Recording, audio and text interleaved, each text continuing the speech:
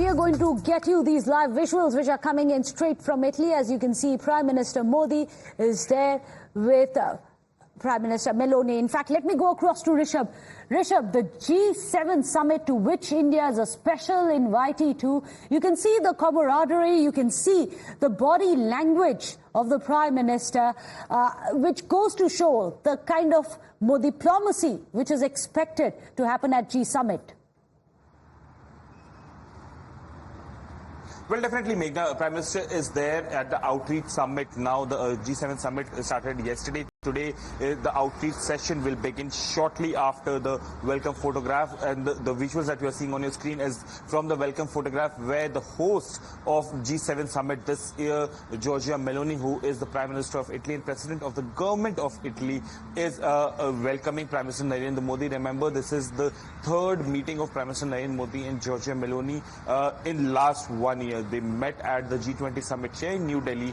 They met at the COP28 summit in Dubai, and now in Italy. So the first meeting was where Prime Minister Narendra Modi was host, and this meeting where Giorgia Meloni, the Prime Minister of Italy, is host. And both the leaders share a camaraderie. The way you were mentioning, the way diplomacy has happened between India and Italy is something that is very, very important. Remember, in 2011, after the Italian mariner case, the diplomacy between India and Italy took a nosedive. But in last 3 to 4 years, we have seen both the countries coming to each other more warmly, and the diplomacy getting easy between the two countries. Also, the credit should be given to the Bohemi at the top level. The government heads from both the countries being closer diplomatically, politically, is something that has helped both Italy and India to discuss and move ahead of what happened in 2011 and how the Italian mariner case had affected India-Italy relationship. Well, we'll just come and discuss the kind of issues which are going to be on the agenda, all the way from defense to maritime border protection. But since we are looking at these visuals, very interesting visuals, that the host country, of course, this time around has been Italy. So you have Giorgia Meloni coming out and doing Namaste, something that she's done in the past as well. The Prime Minister also has returned with a Namaste. So it's literally Namaste going global now, if we can call it that, even at the G7 summit. Vishwa Bandhu Bharat has left its mark behind, would you say, Rishabh? Well, definitely. And it's not only that it is being done specifically for Prime Minister Narendra Modi because someone wants to show that we respect your culture in front of you.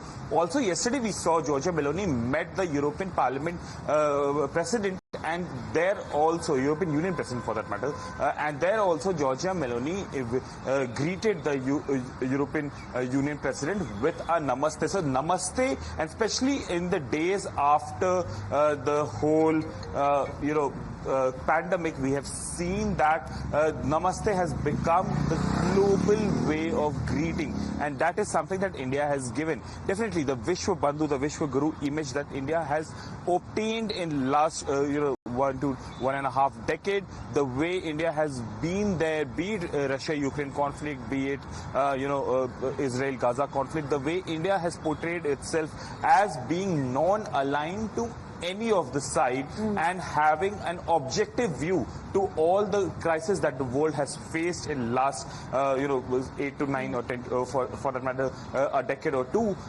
The way India has been the country which people look up to. Europe right now looks at India. European Union President has very categorically stated that Europe looks at India to solve the Russia-Ukraine conflict.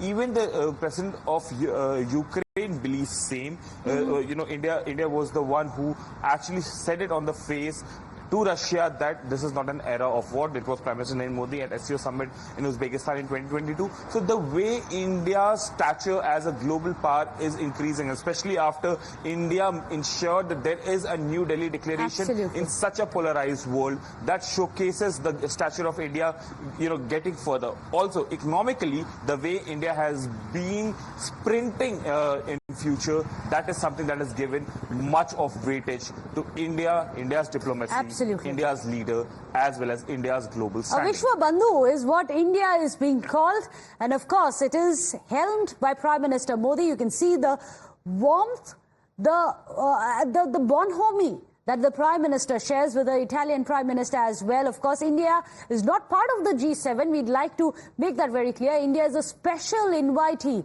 to the G7, and India now gets its place in the world stage as well. We'll keep getting you the latest updates. Of course, the Prime Minister had met President Zelensky also a short while back. What really are the expectations from India when it comes to resolving conflict via dialogue? All the details will be coming your way. But for